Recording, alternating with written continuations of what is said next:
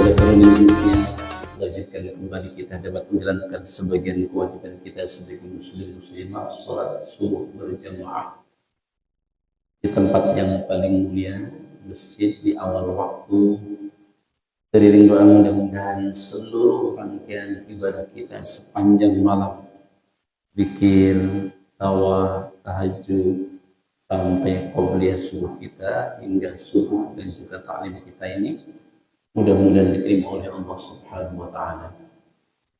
Salawat dan salam kita sampaikan semoga tetap terlimpahkan kepada junjungan kita baginda Rasulullah Muhammad sallallahu alaihi wasallam, keluarga, sahabatnya dan seluruh pengikutnya yang tetap istiqamah, tetap setia kepada jalan salat salahnya. Apa kabar ibu bapak semuanya? Sehat? Alhamdulillah, mudah-mudahan tetap terjaga, dijaga kesehatan oleh Allah, dan yang paling penting ini yang tidak bosan-bosan saya ingatkan untuk diri saya dan kita semuanya, merasa disehatkan oleh Allah. Merasa disehatkan oleh Allah itu berefek kepada ketundukan kita, kepasrahan kita, bahwa memang yang memegang semua urusan kita adalah Allah. Yang bisa membuat bapak ibu ke masjid juga Allah, karena kesehatan yang diberikan oleh Allah. Mata terbuka juga karena Allah. Kita dibangunkan tadi juga Allah yang membangunkan setelah lelap tidur kita atau bahkan kematian kita dalam tidur kita. Semua Allah. Karena itu kita disuruh senang, disuruh gembira, disuruh berbahagia oleh Allah Subhanahu wa taala. Dikatakan oleh Allah Subhanahu wa taala, Allah bilang sama Nabi Muhammad sallallahu alaihi wasallam, katakanlah bi fadlillah wa bi rahmatihi, dengan karunia Allah. Qul bi fadlillah wa bi rahmatihi fa bidzalika falyafrahu huwa khairum mimma yajma'un. Semua karena karuniaku dan karena rahmatku yang demikian itu, maka berbahagialah. Jadi kembali kita sudah merasakan bentuk karunia yang luar biasa, maka kewajiban kita adalah senang, gembira, bahagia. Tapi senang dan bahagianya karena merasakan hadirnya Allah dalam kehidupan kita sampai detik ini. Kita dihadirkan oleh Allah. Terlebih kita hari ini bisa berkumpul dengan orang-orang yang soleh. Keren ini Bapak Ibu sekalian. Salat subuh, ya, orang-orang yang istiqomah dalam subuh itu dipastikan mereka orang-orang soleh. Kalau nggak soleh nggak mungkin dikuatkan oleh Allah untuk mendatangi panggilannya subuh. Kelihatan kan orang-orang soleh, orang-orang solehah. Kelihatan nggak wajahnya? Kelihatan nggak Pak? Wajah kelihatan orang-orang soleh? Kelihatan? Bapak Ibu, kumpul dengan orang soleh itu dimuliakan. Maaf, anjing, tahu nggak Bu anjing?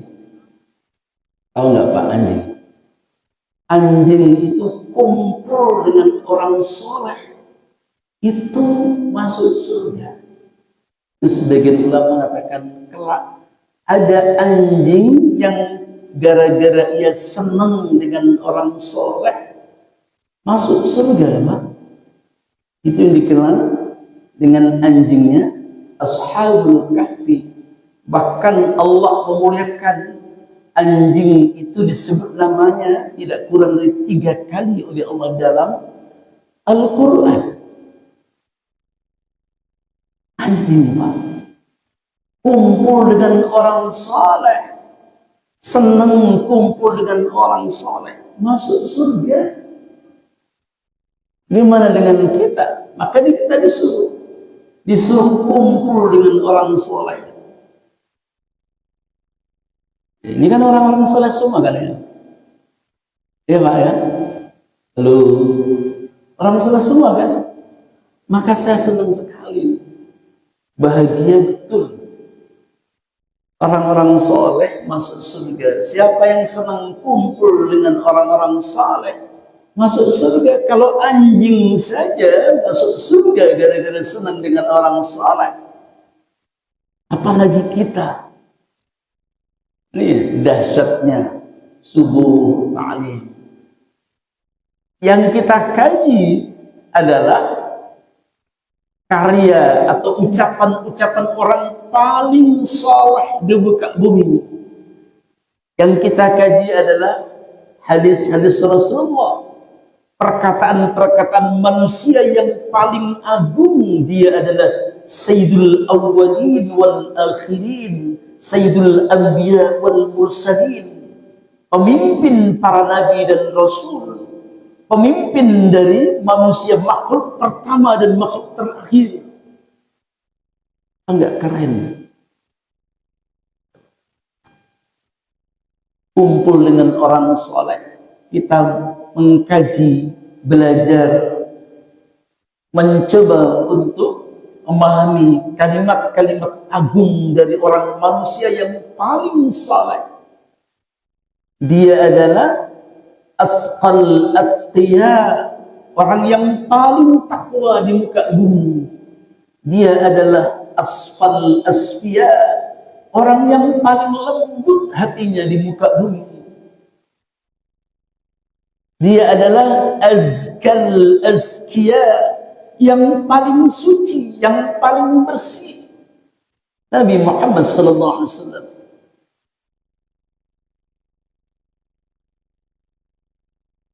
Itulah maka kenapa ibu bapak dan kita semua harus gembira. Gembira karena Allah izinkan itu. Dan kita dikatakan oleh Allah sebagai orang-orang yang menang, Pak. Orang yang menang itu siapa, Bu, Pak? Orang yang menang itu adalah orang yang bisa menyibakkan nafsu, orang yang bisa melepaskan keinginan-keinginan lain, lalu memenuhi keinginan Allah Subhanahu wa taala di masjid. Ayyadas salat. Ayo kamu datang kepadaku, sujud kepadaku, dipanggil oleh Allah lewat muadzin. Lalu Allah bilang, kalau engkau datang memenuhi panggilanku ke rumah-rumahku, maka hayyalal falah, engkau termasuk di antara orang-orang yang menang. Keren. Kalau orang datang ke masjid, pasti dikatakan, siapa yang menang? Orang yang mendatangi panggilanku, kata Allah. Siapa pemenang itu? Pemenang itu adalah yang datang memenuhi panggilanku untuk sujud di rumah-rumahku. Hayyalas salah. Ayo aku panggil engkau untuk datang kepadaku. Sujudlah kamu kepadaku. Lalu Allah pastikan kita. Hayyalal falah. Engkaulah sesungguhnya pemenang-pemenang. Pemenang apa? Pemenang karena kita sudah diberikan kesempatan oleh Allah untuk mengalahkan semuanya. Untuk mengalahkan semua keinginan-keinginan yang lain, kecuali kita memenangkan keinginan Allah untuk sujud di rumahnya, di rumah Allah. Karena yang menang selalu nggak banyak, Pak. Saya ulangi, yang sukses, yang menang selalu nggak banyak. Berapa banyak malam-malam ini atau subuh ini atau zuhur asar subuh yang dipanggil oleh Allah Subhanahu wa taala, tapi nggak sanggup, tidak diberikan kemenangan oleh Allah. Lalu subuh banyak yang maaf dikencingin telinganya oleh iblis. Kata Nabi kan begitu. Orang setelah terlap tidur, kadang-kadang dengar, bahkan diajak, tapi enggak. Kata Nabi apa? Ketika sahabat bertanya kepada Rasulullah SAW tentang orang-orang yang dia tidak bisa bangun untuk melaksanakan panggilan Allah, memenuhi panggilan Allah, terutama di subuh, kata Nabi, dia sedang menikmati kencingnya iblis, kupingnya dikencingi oleh iblis, sehingga dia enggak dengar panggilan Allah Subhanahu wa taala yang sesungguhnya bukan untuk Allah, tapi untuk dirinya mendapatkan kemenangan.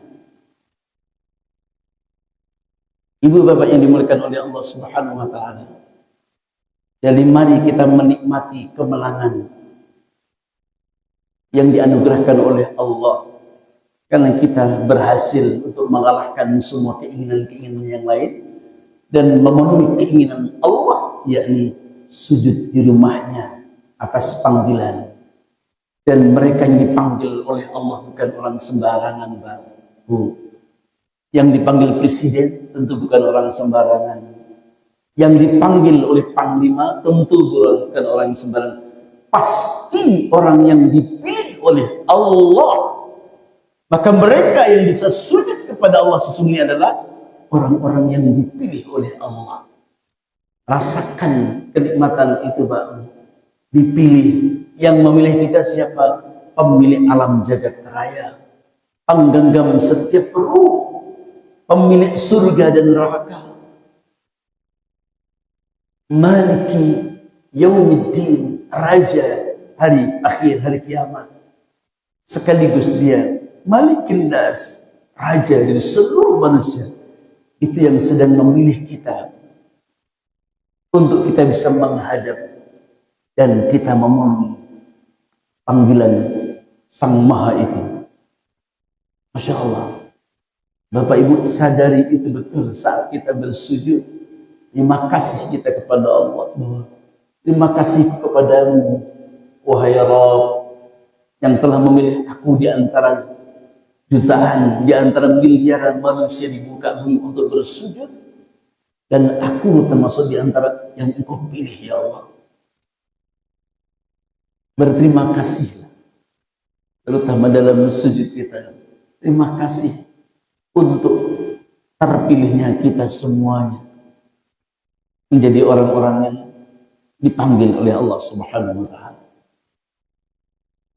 Kita lanjutkan kajian hadis selanjutnya.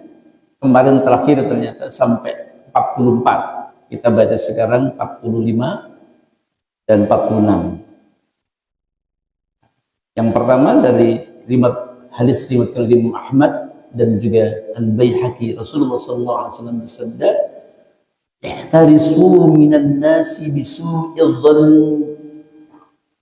Berhati-hatilah kepada orang-orang yang suka berprasangka buruk. Jadi ini wasiat Nabi, pesan Nabi. Berhati-hatilah wahai manusia, kata Rasul, nasihat Nabi untuk kita semuanya.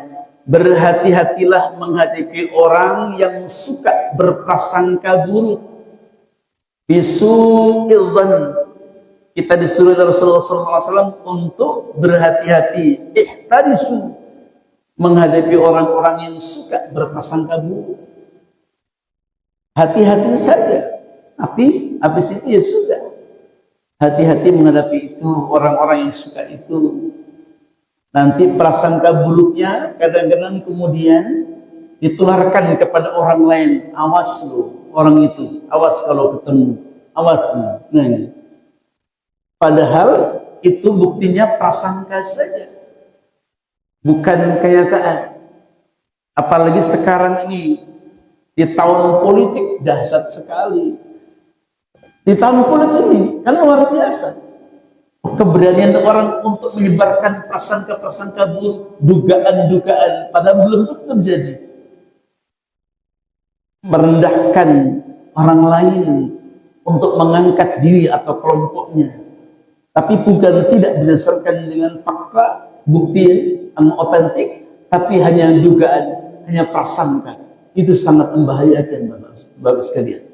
Maka sampai Nabi berpesan, hati-hati dengan orang seperti itu.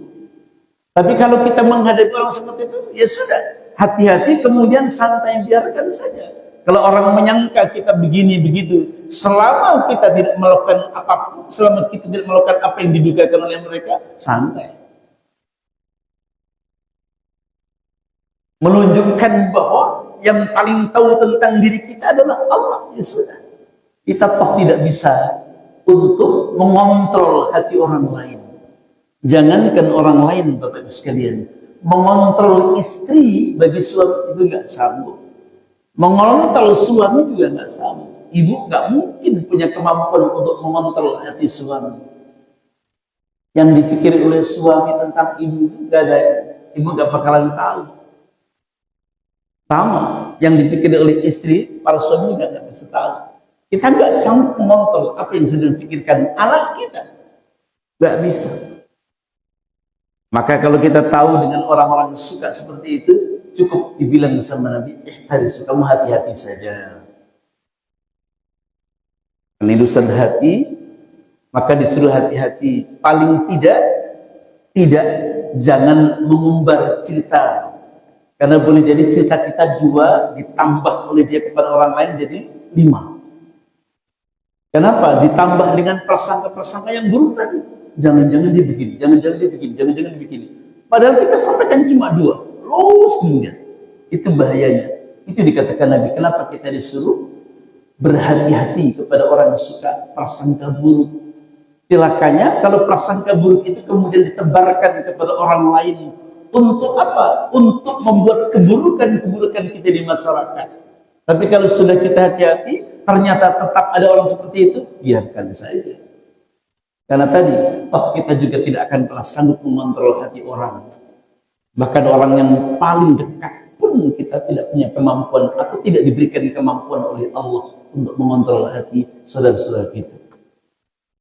Kalau kita sudah ikhlas, bahkan wah, ini nggak masalah. Dia omongin orang itu kan, kata Nabi, ada apa? Ada transfer kan? Ngomong kejelekannya, ada transfer kebaikan. Keburukan kita diambil oleh yang ngomongin, pahala mereka diberikan kepada kita. Ya sudah, diomongin orang, dicaci maki orang, santai-santai aja. Selama kita sudah hati-hati, kok ternyata tidak sanggup kita mengontrol orang lain, nggak apa-apa. Nabi orang yang paling disangka buruk, orang yang paling disangka buruk ya Rasulullah.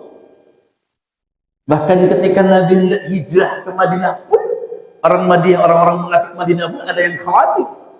Jangan-jangan Muhammad ini, mereka belum beriman, masih panggil Muhammad.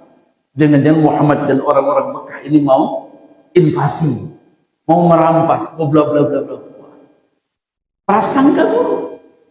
Sampai Nabi mengatakan dalam hadisnya yang diriwayatkan oleh Abdullah bin Salam, aku datang bukan untuk itu, wahai sahabatku, wahai penduduk Madinah. Aku datang bukan untuk merampas, bukan. Aku datang bukan untuk menjajah kalian, bukan. Aku datang apa? Absus salam. Aku ingin menyebarkan kasih sayang. Aku ingin menyebarkan keselamatan. Aku mengajarkan sesuatu yang kalau engkau ikuti aku, maka terjaminlah keselamatanmu dunia akhirat. Absus salam. Aku ingin menyebarkan salam. Bukan untuk invasi, bukan untuk menjajah, bukan untuk mengambil apa yang kau miliki. Tidak. Provokator yang namanya Abdullah bin Ubay bin Salul, tokoh Madinah yang waktu khawatir, yang kemudian disebut sebagai tokoh munafik. Khawatir kalau pengaruhnya dikalahkan oleh Rasulullah. Ya memang dikalahkan. Yang mengalahkan siapa? Ya Allah. Seperti itu. Sejak awal Nabi dakwah itu sudah dipasangkan buruk. Maka sampai Nabi bilang, tarisu, hati-hati loh. Provokator luar biasa. Nabi sampaikan kepada penduduk Madinah, bukan seperti yang mereka persangkakan aku datang ke Madinah ini, tapi aku ingin mengantarkan engkau selamat. Absus salam. Aku ingin menyebarkan keselamatan kepada kalian semua. Wasilur rahim. Aku ingin menghubungkan silaturahim, bangun hubungan cinta dan kasih sayang. Wasilur rahim. Lalu at'imul ji'an, beri makan orang-orang yang sedang lapar. Peduli, sosialis, peduli kepada sesama. Bersikap dalam hatinya, punya kepedulian, itu ajaran Islam. Sehebat apapun Bapak Ibu, kalau nggak peduli dengan orang lain, terutama orang-orang yang sedang lemah, sesoleh apapun orang itu, ibadahnya rajin, tahajudnya kuat, haji umroh sering, tapi kalau nggak peduli kepada kaum fakir miskin, apa kata Allah? Ara'aitan ladzi yukadzibu bid-din fadzalikan ladzi yad'ul yatim wa la yahuddu 'ala ta'amil miskin. Tahukah kalian siapa pendusta agama? Tahukah kalian siapa pendusta agama? Bukan mereka yang enggak sholat itu, bukan mereka perampok, bukan mereka penipu, bukan.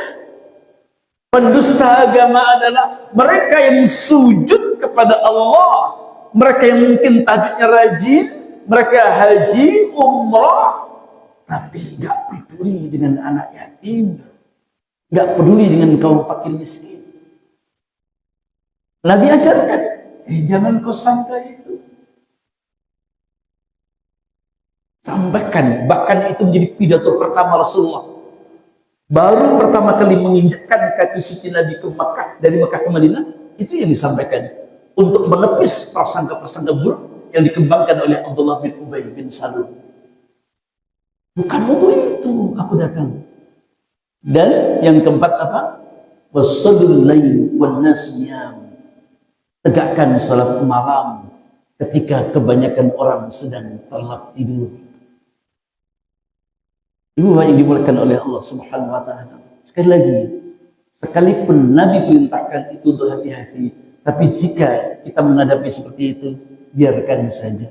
Karena itu memang urusan Allah, yang boleh jadi memang Allah sengaja untuk membersihkan dosa-dosa kita. Dicela, dicaci maki, diprasangkain buruk, lalu prasangka buruk itu disiarkan kepada orang, biasa saja. Boleh jadi itu Allah sedang ingin punya skenario, dosamu banyak, aku kirimkan orang-orang yang berprasangka buruk kepadamu, dicaci maki, dirasain. Itu cara Allah untuk membersihkan dosa-dosa kita. Udah. Itu. Yang kedua, hadis ke-46 baru masuk. Nah, ini hadis yang diriwayatkan oleh Imam At-Tirmidzi, masih mirip dengan masalah cinta tadi. Ada kebencian, ada cinta. Tapi di sini Rasulullah SAW mengatakan, ahbib habibaka haunamma. Cintailah orang yang ingin kamu cintai, tapi haunamma, sewajarnya saja. Sewajarnya saja. Cintai ibu, suami, anak, tetangga, siapapun Pak, cintai mereka. Nabi suruh, ahbib, cintai mereka, tapi biasa saja, sewajarnya engkau mencintai mereka. Kenapa? Kata Nabi, asa ayyakuna baghidaka yawman ma, karena boleh jadi orang yang kamu cinta itu kelak menjadi orang yang paling kau benci. Hati-hati. Boleh jadi orang yang kamu cintai nanti ada saatnya, ada masa di mana engkau membenci mereka. Maka disuruh biasa-biasa saja. Cintai. Apalagi dalam konsep tasawuf. Dalam konsep tasawuf gimana? Cintai mereka biasa-biasa saja. Karena pasti ibu bapak saya akan dipisahkan oleh Allah dengan yang kita cintai. Kalau keterlaluan kita dalam cinta, bahaya. Keterlaluan dalam cinta berbahaya. Maka Nabi ingatkan, haunamma. Sehingga saat kita dipisahkan oleh Allah, mungkin kita yang mendahului, mungkin orang yang kita cintai, yang paling kita cintai yang mendahului kita, atau justru kita yang mendahului. Kita sampaikan kepada anak, kepada istri, kepada teman. Biasa saja ya, karena pasti kita akan dipisahkan. Pasti kita akan dipisahkan. Dalam konteks sosial, peringatan Nabi, karena orang yang kamu cintai boleh jadi nanti jadi orang yang paling kau benci. Enggak, biasa saja. Sebaliknya kata Rasulullah, wa abghid baghidaka haunan ma. Bencilah orang itu yang wajar. Yang wajar saja bencinya. Kenapa? Asa ayyakuna habibaka yawman ma. Boleh jadi orang yang engkau benci itu kelak akan menjadi orang yang paling engkau cintai. Dalam sejarah tentu yang paling ideal ya Rasulullah. Rasulullah itu pernah sangat dibenci, lalu menjadi orang yang paling dicintai. Hanya Allah dan Rasulullah yang boleh kita mencintai melebihi apapun, yang lainnya tidak. Saya ulangi, hanya Allah dan Rasulullah saja yang kita boleh mencintai melebihi apapun. Cintai Allah dan Rasulullah melebihi apapun. Bahkan Nabi menjadikan standar iman kecintaan kita kepada Rasulullah SAW itu. La yu'minu ahadukum hatta akuna habba ilaihi min walidi wa walidi wan nas ajma'in, kata Nabi. Belum sempurna iman ibu, iman bapak, iman saya. Sebelum kita mencintai Allah dan Rasulnya, sebelum kita mencintai Rasulullah, melebihi kecintaan kita kepada ayah, ibu, dan bahkan seluruh manusia. Sebelum menempatkan cinta kita kepada Nabi, melebihi cinta kita kepada apapun, anak, ayah, ibu. Di dalam urusan tauhid ke atas. Ke dalam urusan sosial, dua tadi, hati-hati. Dulu kayaknya kamu benci banget, sekarang benci itu katanya apa? Kalau dulu 40 tahun yang lalu, benci itu singkatan apanya? Oh, pintar, masih yang hafal. Benar-benar cinta. Hati-hati loh. Benci itu benar-benar, ternyata benar. Berapa banyak orang-orang yang dulunya benci di sekolah, SMP, SMA, benci banget. Ternyata dari istrinya. Kayaknya dulu kamu benci banget sama dia. Iya. Kok sekarang dari suami istri? Ya itulah. Makanya kalau benci jangan teman-teman apa? Jangan keterlaluan. Ternyata jadi istrinya. Yang ketawa itu pengalaman, tahu saya. Benci bener dulu, ternyata jadi pasangan itu. Kan gitu. Dibilang sama Nabi, kalau mencinta juga jangan keterlaluan. Tapi boleh jadi nanti yang kau sayang, yang kau cintai itu menjadi orang yang paling kau benci. Biasa saja sudah. Dalam konsep sufi tadi, Pak, ini yang lebih masuk. Karena kita akan dipisahkan, Pak, Bu. Dan itu menjadi salah satu nasihat Nabi, nasihat Jibril kepada Rasulullah SAW.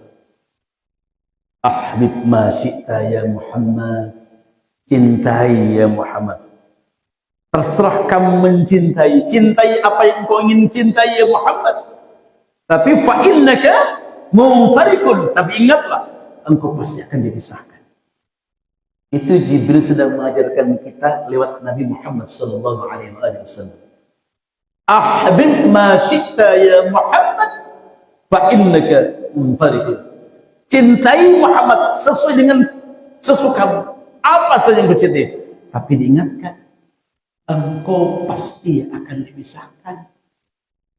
Bukan kepada Nabi sesungguhnya nasihat itu, kepada kita semuanya menggenapi hadis ini. Mencintai suami, mencintai istri, mencintai anak.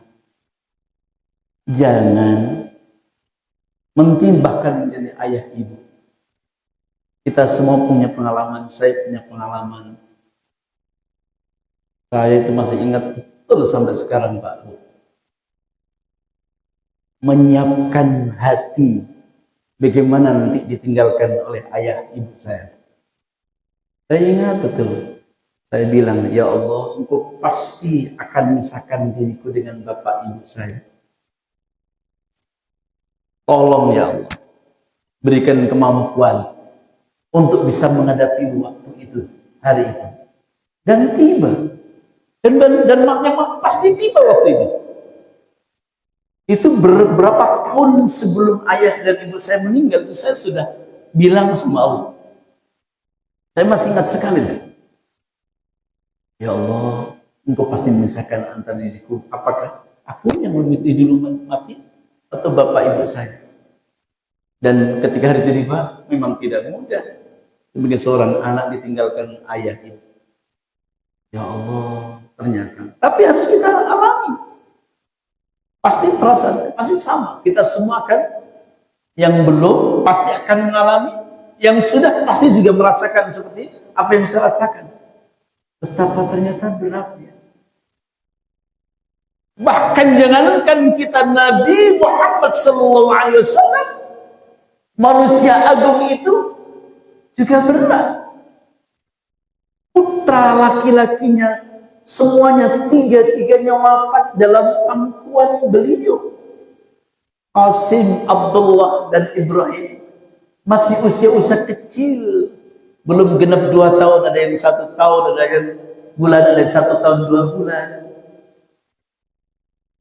Di pangkuan Nabi, bahkan Nabi pun meneteskan air mata ketika Sayyidina Umar bertanya, ya Rasulullah, engkau menangis ya Rasulullah? Ya Umar, kenapa ya Rasulullah? Karena aku seorang ayah. Lebih tidak katakan, aku ini manusia biasa Umar. Tapi Nabi pesan ini, jangan keterlaluan. Nabi. Makanya ditinggalkan orang yang kita cinta itu tidak haram menangis, boleh menangis. Yang tidak boleh adalah tidak ridha dengan takdir Allah atas kematian orang yang kita cintai. Itu yang tidak boleh. Menangis boleh, Nabi pun menangis. Nabi menangis. Yang tidak ridha dengan tetapan Allah atas kematian orang yang kita cintai, itu yang diingatkan oleh Nabi. Sampai nyakar-nyakar wajahnya, mukul-mukul, kan ada kan orang saking begitu, kemudian dikepuk-kepuk, dipukul-pukul mukanya, wajahnya. Itu yang tidak boleh.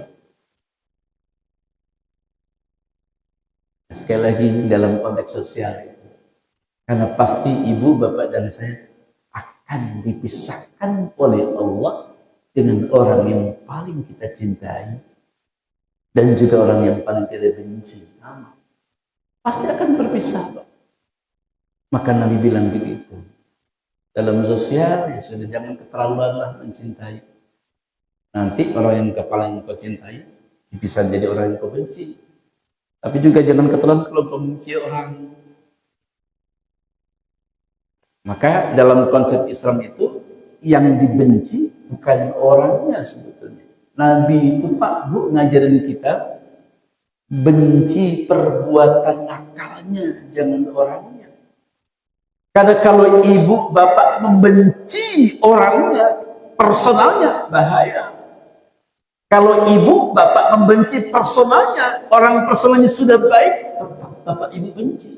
Maka Nabi nyuruhnya apa? Benci perbuatannya, berhenti maksiatnya. Ketika ia sudah kembali ke jalan Allah, maka yang muncul adalah cinta. Namanya mantan, yang sering kita sebut dengan residivis. Welcome harus. Ada saudara teman kita di komplek atau di luar komplek, kita tahu dia residivis, mantan preman, mantan maling, mantan perampok. Harus kita terima, welcome. Personalnya, perbuatannya tetap kita benci. Awas ya, jangan sampai melakukan lagi. Lihat Nabi Muhammad kepada mantan-mantan musuhnya. Betapa bencinya Sayyidina Umar masih kafir. Cita-citanya apa, Bu? Satu, membunuh Muhammad. Kata Umar sebelum ia masuk Islam, Muhammadlah yang menjadi gara-gara Mekah ini runyam gara-gara ajaran baru Muhammad. Ambil pedang terhunus itu di jalan, mau berpukulan. Mau kemana Umar? Aku mau bunuh Muhammad itu. Nggak usah ke Muhammad. Adikmu pulang kamu. Adikmu ikut Muhammad. Itu yang menjadi kisah tentang lalu kemudian Umar mendapatkan hidayah. Kebencian Umar luar biasa kepada Muhammad sallallahu alaihi wasallam. Tapi kemudian Nabi gimana? Nabi itu sampai angkat tangan doa tentang kehebatan Umar. Kalau Umar terus kayak gini membahayakan umat Islam. Sampai berdoa, ya Allah, Allahumma azzal Islam bi ahadi umaraini. Ya Allah, tinggikan Islam, muliakan Islam dengan salah satu dari Umar. Waktu itu ada dua Umar yang sangat hebat, yang sangat berpengaruh di Mekah. Yang satu Umar bin Khattab, yang satu Umar bin Hisham, atau yang Bapak kenal dengan Abu Jahal. Dan Allah izinkan yang mendapatkan hidayah adalah Umar bin Khattab. Umar bin Khattab pernah membunuh putrinya hidup-hidup di kubur, Masya Allah. Setelah ia masuk Islam, dipeluk Nabi. Khalid bin Walid, bagaimana kebencian Khalid bin Walid kepada Rasulullah SAW? Musuh besar, dia putra dari Walid bin Mughirah yang terbunuh dalam medan perang Badar. Anaknya dendam. Berangkat 2 tahun kemudian setelah perang Badar, satu-satunya cita-cita membunuh Muhammad SAW. Pimpin pasukan kuda dari orang-orang Mekah. Dan dia diizinkan oleh mengalahkan Nabi Muhammad dalam perang Uhud. Gak lama kemudian, beliau pun mendapatkan hidayah dalam pelukan Nabi. Coba, kalau Nabi benci orangnya apa? Gak bakal didoain sama Nabi. Kita disuruh begitu, Pak. Bencilah perbuatannya, jangan personalnya. Ketika personalnya itu sudah meninggalkan kemaksiatan-kemaksiatan, welcome. Ayo datang, temanku, sahabatku. Dan setiap orang bisa terpuruk. Setiap kita ada waktunya mungkin terpuruk. Jangan benci personalnya. Maksiatnya kita benci. Kalau sudah mendapatkan hidayah dari Allah, seperti Nabi, welcome, terima. Begitu yang diajarkan Adam. Jangan benci orang, benci perbuatan. Kalau sudah taubat, terima. Banyak orang-orang yang sudah bertobat kepada Allah Subhanahu wa ta'ala dan dicintai luar biasa oleh Allah Subhanahu wa ta'ala.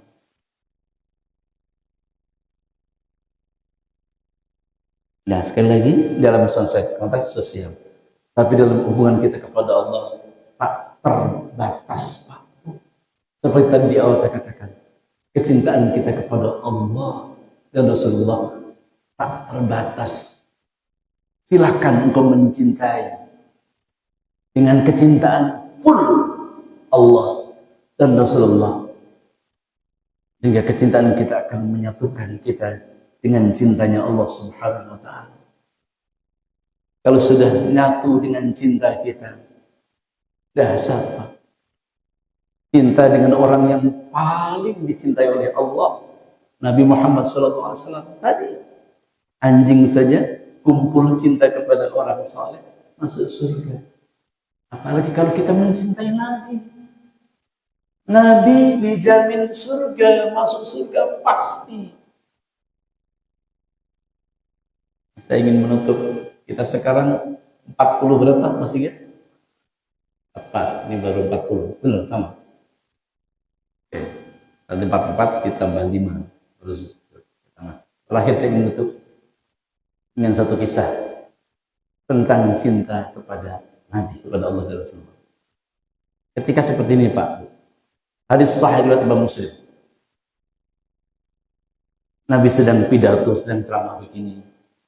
Tiba-tiba ada di belakang ada Al-A'rab, orang Badui, angkat tangan. Ya Rasulullah, mata as-sa'ah. Kapan datangnya hari kiamat? Engkau sering menjelaskan tentang kiamat. Kapan datangnya kiamat itu ya Rasulullah? Orang tengok-tengok berani banget itu nanya tentang hari kiamat. Setelah selesai, bahkan dalam riwayat itu macam-macam pendapat. Karena Nabi mengabaikan. Ada 3 pandangan. Pertama, Nabi nggak suka dengan pertanyaan itu. Yang kedua, Nabi nggak dengar dengan pertanyaan itu. Yang ketiga, Nabi menangguhkan jawaban, menyelesaikan materinya dulu. Di dalam hadis pendapat ulama, kenapa Nabi tidak langsung jawab? Kita ambil yang ketiga, Nabi dengar tapi ingin menyelesaikan kajiannya, baru setelah selesai kemudian menjawab. Setelah selesai, Nabi tanya, coba siapa tadi yang bertanya tentang hari kiamat? Saya ya Rasulullah. Terus Nabi balik tanya, engkau tanya tentang hari kiamat? Ya Rasulullah. Nabi tanya, bekalmu apa? Sudahkah cukup bekalmu untuk datangnya hari kiamat itu? Kata Nabi kepada yang tanya, saya tidak punya bekal apa-apa ya Rasulullah. Salat saya cuma sedikit, sedekah saya juga sedikit karena bukan orang yang mampu. Ibadah-ibadahku yang lainnya juga cuma sedikit. Puasa saya juga cuma sedikit, semua serba sedikit ya Allah. Walakinna habbullah wa rasul. Tetapi aku sangat mencintai Allah dan Rasulullah. Itu kata Arab. Salatku cuma dikit ya Rasul, nggak punya bekal, hanya wajib. Puasaku juga cuma Ramadan. Sedekahku apalagi? Aku bukan orang yang punya kemampuan bersedekah ya Rasulullah. Tapi aku pastikan ya Nabi, aku sangat mencintai Allah dan mencintaimu. Apa kata Nabi? Dan hadis ini teman Bapak Ibu sekalian, yang membuat semua sahabat akhirnya berterima kasih dengan yang tanya itu. Tadinya para sahabat itu mau marah dengan orang ini, pertanyaan kurang ajar ini. Masa lah nyari kiamat? Tapi justru gara-gara pertanyaan itulah semua sahabat, termasuk sahabat-sahabat besar, Abu Bakar, Umar, Utsman, itu semua senang dengan pertanyaan itu. Kenapa? Nabi kemudian menjawab, engkau al-mar'u ma'aman ahabba ilaih. Engkau akan dikumpulkan oleh Allah bersama orang-orang yang kamu cintai. Al-mar'u yuhsyaru ma'aman ahabba ilaih. Dalam riwayat yang lain, seseorang akan dikumpulkan nanti dengan orang yang dia cintai. Kalau betul engkau mencintaiku, maka engkau akan kumpul dengan aku nanti di surga. Kan bahasanya seperti itu. Jadi sekali lagi, cinta kepada hubungan sosial, ini hadisnya, tapi cinta kepada Allah dan Rasulullah tak terbatas. Berikan cinta kita, bahkan mengalahkan ibadah-ibadah yang lain. Nabi jaminkan, sekalipun ibadah kita yang lain itu tidak sebanyak orang lain, tapi ke dalam hati kita mencintai Allah, mencintai Rasulullah, mengalahkan semuanya. Cukup untuk kelak bisa menjadi teman Nabi di surga, insya Allah.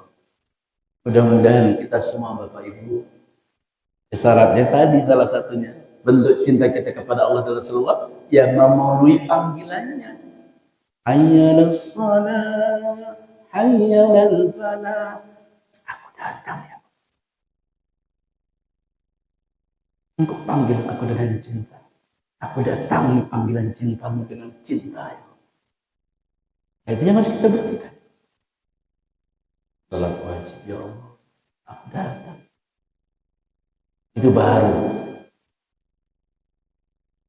Ya, masuk kita tambah 3 minimum. Silakan kalau ada yang kita lentanya. Monggo. Di sini. Silahkan Mas Supri. Waalaikumsalam.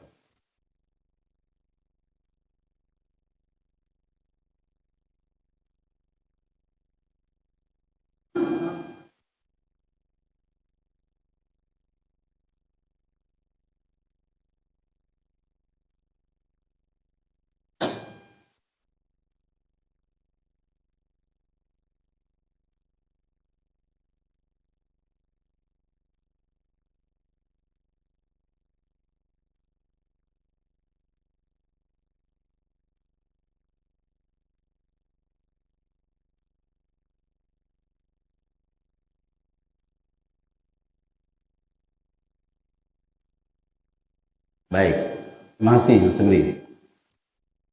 Bedakan prasangka, ya, bedakan dengan perasaan itu dengan nuduh. Kalau prasangka, kalau perasaan, ada orang yang lewat mundar di depan rumah, kemudian kita jangan-jangan ini, lalu menimbulkan kehati-hatian, boleh nggak apa-apa.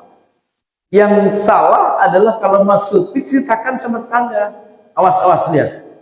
Untuk sendiri nggak mau salah, maka dibilang hati-hati, disuruh hati-hatilah dengan orang yang prasangka. Selama itu tidak kemudian masih disampaikan kepada orang lalu langsung menuju kepada persoalan ini loh, nggak apa-apa.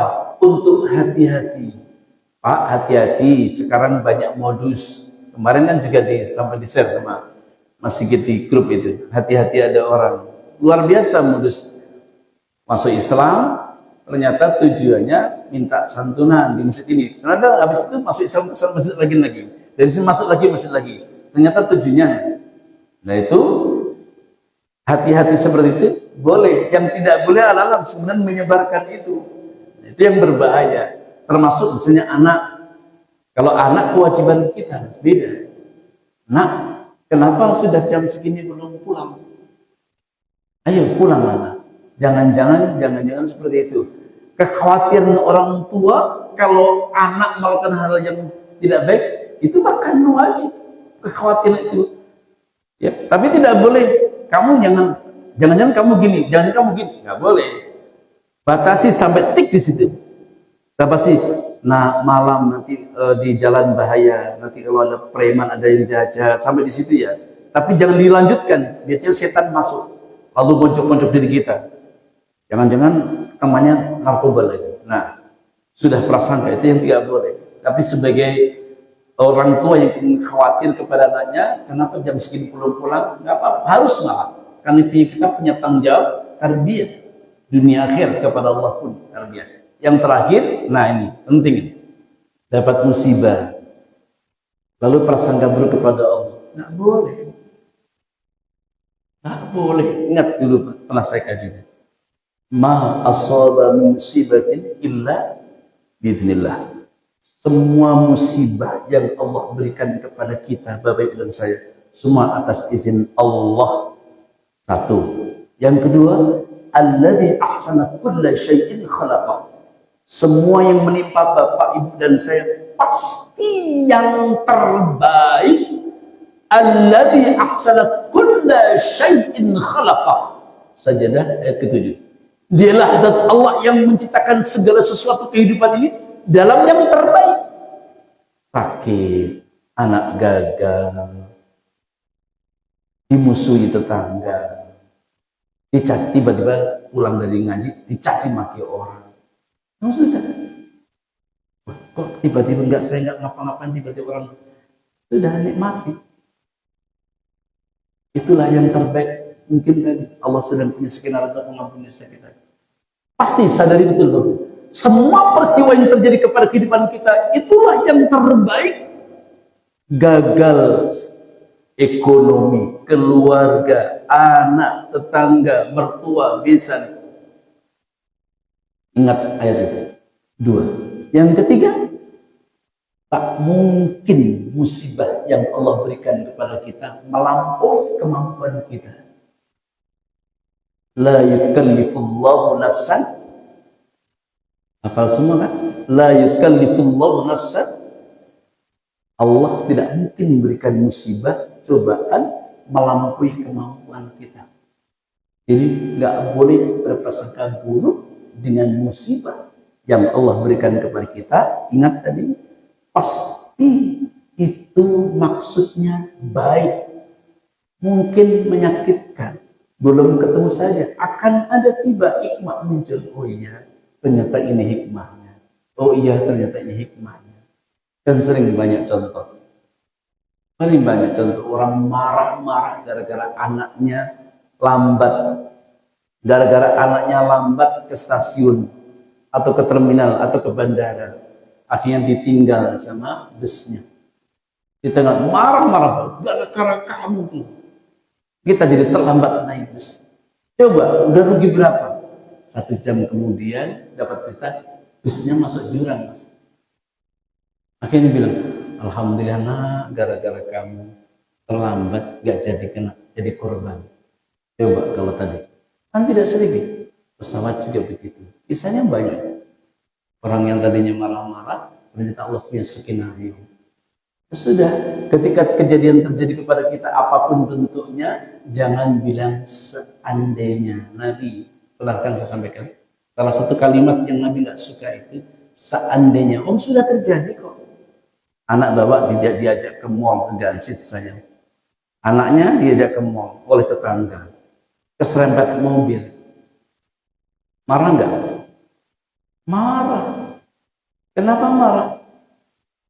Karena anaknya, gara-gara dia diajak, kemudian keserempet mobil, harus kemudian marah-marah. Ada gunanya nggak marah-marah? Nggak ada, Pak. Tetap. Bagaimana solusinya? Obatin, bawa ke rumah sakit. Coba kalau kamu tadi nggak ngajak, seandainya kamu di rumah saja, nggak ada gunanya. Itu kalimat yang dibenci sama Nabi. Bagaimana sikap kita terhadap takdir? 2. Kalau enak, syukuri. Kalau nggak enak, sabar. Udah. Itu tak sudah. Semua peristiwa sikap 2. Yang sudah terjadi, nggak usah mengatakan, andaikan kamu nggak ikut dia, kamu nggak celaka. Andaikan gini, nggak ada guna. Andaikan kamu nggak nikah sama dia, udah apa lagi? Nggak ada gunanya kan? Nggak ada gunanya. Maka kalau nikmat, syukuri. Kalau enggak, sabar. Gitu, Mas Supri. Mudah-mudahan saya kira cukup. Baik, demikian, mohon maaf. Kita tutup dengan kafatul majlis. Subhanakallahumma wa bihamdika, asyhadu an la ilaha illa anta, nastaghfiruka wa natubu ilaik. Assalamualaikum warahmatullahi wabarakatuh.